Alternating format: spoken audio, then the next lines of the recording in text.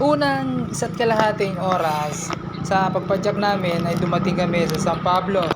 So yun spin lang, dumating kami 2 oras dito sa may Quezon entry point.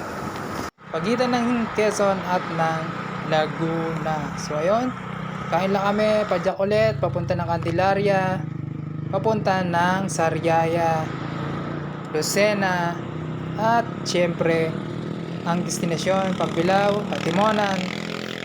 So ayun, may nakita pa kaming bata rito, napakatinding bata, walang helmet. Sana mag-ride ka ng may helmet. So ayun, takbuhan namin pag pumapatag, lumulusong, yan. Pag nagkakaganahan, 28 takbuhan.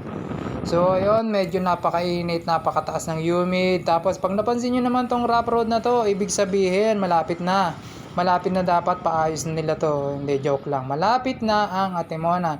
Pag kumanan, yun na yung Old Zigzag Road. Pag umaliwa, yung diversion or alternate route. So ayun, napakaganda pa naman magpicturean dito. Kaya lang may nakaharang kaya hindi na rin ako nagpa-picture. So ayun, nagpahinga kami ng konti, nagpicture. Ayun, eto na, mag-uumpisa na ang Calvario. Calvario, hindi kabayo Calvario. Kasi hingal kabayo na po kami dito.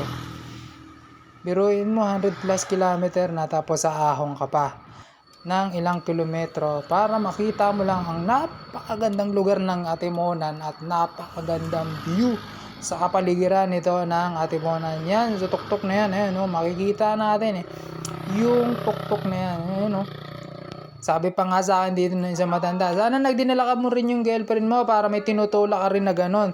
Kaya lang sabi ko, wala akong ayaw magbike So ayun, nakita natin ito, nagpapanay-panay sila Mama Ana at si Cap Butch, si President Butch. So ayun, ang may pakananang ride na ito. So ayun, bali nga pala simula nung taon 2024 nakadalawa na ako, last January, tapos ngayon mukhang magkakaroon pa ng pangatlo. Ayun.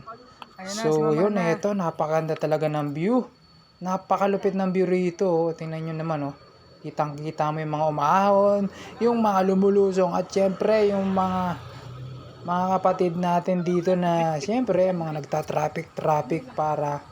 So yun At ayun na hindi na kami rin nagtagal dito sa panonood ng view rito. Syempre, kailangan na rin namin umalis. Baka gabihin kami sa pagdating sa ayun, pagkatapos ng mga ilang minuto, syempre, muni-muni, eto, inabot na namin ng Pagbilao, Paahon, eto na ang sakripisyo. Eto na ang pangmatindihan, eto. Recovery mo, din, no? Ito, pinakagusto ko dito yung mga Red Horse Beer. Lalo na to. Recovery mo. Napakalupit nito, Red Horse. Talagang mapapasipa ka dyan, Tingnan nyo itong dalawang to. May nadaanan pa kami dito, dalawang bata. Kukulit. Dimiskarte na lang. Kakahilaan, hinihila. Mukhang nasiraan yung bata, hindi ka matama kasi medyo na traffic. Tsaka ito, malapit lang din naman may pala tali. sila. Kita nyo ba yung tali? Kita nyo ba yun? Ito, matindi-tindi dito. Ayan, may inaahon pong na tao. Ayun, tumalon. Ayun, tumalon. Nadaanan kami. Wait. Tumalon. Ayun. Dito po, banda ng Sariaya. Candelaria ito sa Pagbilao. Sabi pa nga dito ng isang maganda, si Tanggol, tumalon. Uy pa! Nakaw na.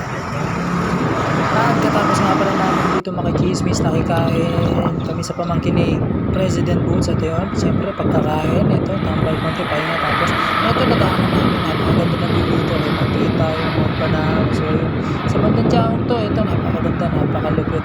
Kaya hindi ko napigilan ang video. Tapos umalis kami madilim.